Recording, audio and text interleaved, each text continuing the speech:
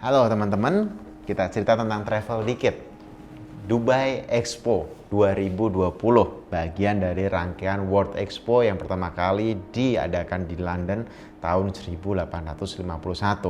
Ini disebut-sebut sebagai pameran terbesar di dunia. Istilahnya kalau olahraga itu ada olimpiadanya, kalau sepak bola itu ada World Cup-nya, Piala Dunia.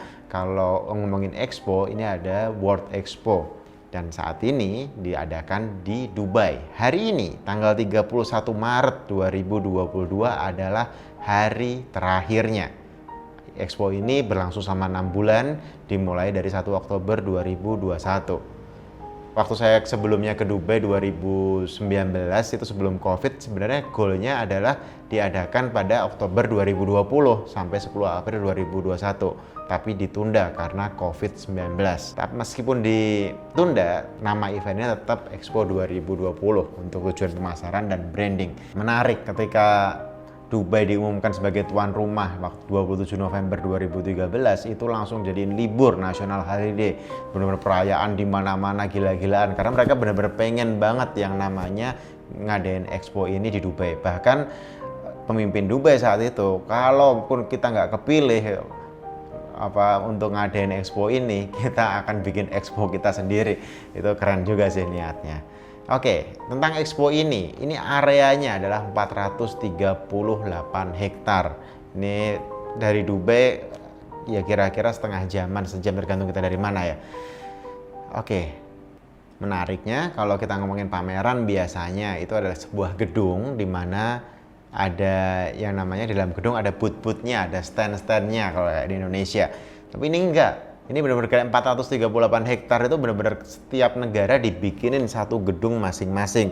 Jadi kalau kita ngomongin Rusia ada satu gedung Rusia, Amerika ada satu gedung Rusia, Indonesia juga ada satu gedung Indonesia dengan 3 tematik utama yang dibuat di sana. Nah, opportunity, mobility, sama sustainability. Dan ketika kita ngomong ke sana itu benar-benar kerasa kita masuk sebuah kota mini city di mana lengkap banget. Ada hotelnya juga, satu-satunya hotel Rovay Expo, ada 312 kamar, 19 suites yang benar-benar terletak di tengah Expo itu sendiri. Saya ke sana dari pembukaan udah di sana dan kemudian datang lagi dan lagi. Itu kerasa banget bahwa ini memang niat banget orang bikin Expo ini.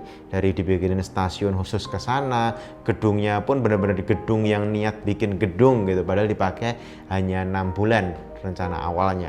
Nggak tahu sekarang rencana berikutnya mau dipakai apa. Dan menariknya ketika kita ngomongin Expo, apa sih yang ada di Expo itu? Kalau saya bisa tarik garis benang merah ya, yang saya lihat itu isinya tiap negara pamer, yang namanya juga Expo, pameran. Jadi semua negara pamer. Artinya kalau kita ke Amerika gitu ya, dia pamer pencapaian-pencapaiannya. Dia bawa roketnya SpaceX, literally roketnya SpaceX dia bawa. Ada Hyperloop itu ada di sana juga. Kalau kita ke Korea ya ada pertunjukan K-popnya. Kalau ke Jepang dia benar-benar kayak ya intinya semua negara pamer, dan pamernya menarik karena setiap gedung dibikin experience. Saya misalnya ke Switzerland atau Finlandia, atau itu ya benar-benar mereka bawa misalnya Finlandia, dia bawa tempat yang gede banget untuk orang menyepi dengan semua tempatnya itu pohon-pohonnya dari kayu-kayunya semua dibawa gitu. Ada juga negara yang bawa bikin air terjun, ada negara yang bikin kayak salju-saljuan, ada negara yang bikin kayak semua negara kayak pamer gitu. Singapura bikin hutan, bener-bener literally hutan. Saya lupa 5-6 tingkat gitu, kayak kita naik isinya hutan ijo-ijo semua gitu. Dan bagi kita orang Indonesia mungkin biasa aja, tapi ketika orang bule atau orang Timur Tengah yang jarang banget lihat ijo-ijo ya terlihat bagus. Artinya semua negara mereka pamer. Dan ini menurut saya jadi sebuah cara sederhana kita bisa keliling ke banyak negara dalam waktu sangat singkat. Dan literally ada paspor yang dikeluarkan oleh panitia juga, di mana kita bisa yang namanya ngecap paspor seakan-akan habis dari Australia, seakan-akan habis dari Selandia Baru. Dan yang datang juga orang-orang asli sana. Anda mungkin bertanya, kalau Indonesia ngapain gitu? Indonesia bagus juga, artinya agak niat bahwa instalasi dan seterusnya. Tapi yang paling kerasa di Indonesia adalah tentu restorannya bagi saya. Hampir setiap hari kalau ke sana mungkin ada makan siangnya atau makan malamnya mampir Indonesia, rendang, bakso dan kawan-kawan. Dan somehow laris. Benar-benar banyak orang yang ngantri untuk dapat makanan di booth-nya atau stand-nya atau pavilion, di sana nyebutnya pavilion Indonesia. Kalau yang berkesan banyak, ada Jepang bagus banget bikin storytellingnya, orang datang ke sini ada kabutnya, kemudian virtual AR ya, bukan VR ya, AR-nya kita kayak oh ya bawa alat dan seterusnya, itu menyenangkan. Saudi Arabia kaget juga, ternyata agak bagus, dia bawa ke atas, ada penggunaan teknologi, layar-layar yang super besar, itu terjadi di Saudi Arabia. Kalau ngomongin Dubai sebagai tuan rumah juga keren, dia gedungnya bisa gerak, ada padang pasir, benar-benar pasirnya di bawah. Jadi memang somehow ini paket keren sih ketika kita mau lihat negara-negara pada pameran. Penyelenggara sendiri juga melakukan pamerannya yang ngomongin mobility, dari orang pertama kali jalan sampai ditemukannya sendal itu, jadi sampai sepatu, akhirnya pakai kuda, kereta kuda, mobil, sampai akhirnya mobil nggak pakai autonom car, sampai akhirnya roket segala macam itu dibawa. Ternyata banyak negara maju yang saya lihat di sana udah pada ngapling Mars. Mereka goalnya gimana kita bisa ke Mars. Jadi bukan cuma Elon Musk. Yang saya tahu kan waktu itu hanya Elon Musk. Ternyata Dubai pun punya goalnya untuk bikin negara di planet Mars, dan beberapa negara lainnya semua punya goal untuk bikin civilization atau penduduk di planet Mars. Itu lucu sih. Menurut saya ini expo yang sangat keren, dan tiap hari ada pertunjukannya, baik yang keliling di panggung kecil maupun di panggung utama. Jadi kita di sini benar-benar literally kayak orang keliling dunia, dan gedungnya juga niat-niat. Jadi kalau misalnya kita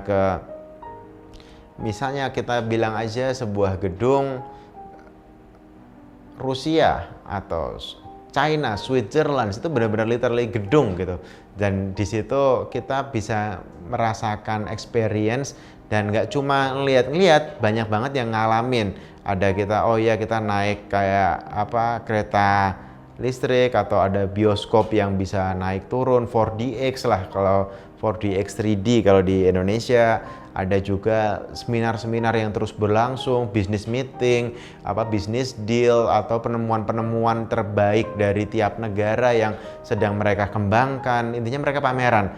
Jadi tiba-tiba seakan-akan kalau kita nongkrong di situ let's say 2-3 minggu, itu kayak bisa ngelihat sneak peek apa yang akan terjadi di dunia di masa yang akan datang.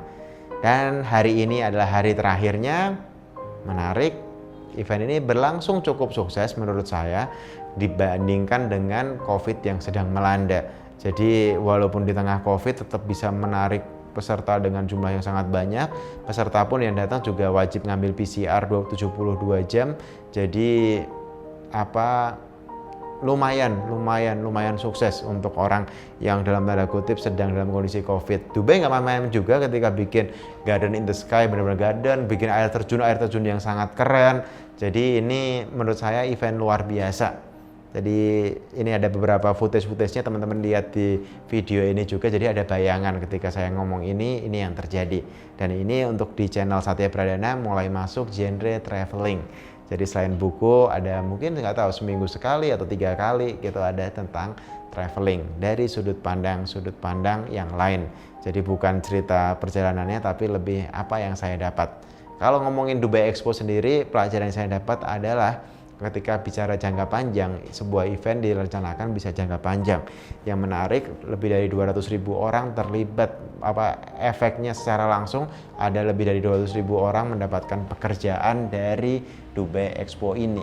Di sini saya juga melihat bagaimana ternyata yang namanya Expo sebesar ini, koordinasi orang. Saya pernah juga ngikutin agak detail Asian Games, gimana di Indonesia, Jakarta, oh ya ada gini, ada seterusnya. Ini juga termasuk yang luar biasa. Kolaborasi antara pesawat, hotel, government, sampai semua tim. Dan kerasa kita nggak pernah hilang. Tiap kita lagi diem dikit, tiba-tiba ada orang yang datengin. Ada robotnya juga ya keliling datengin.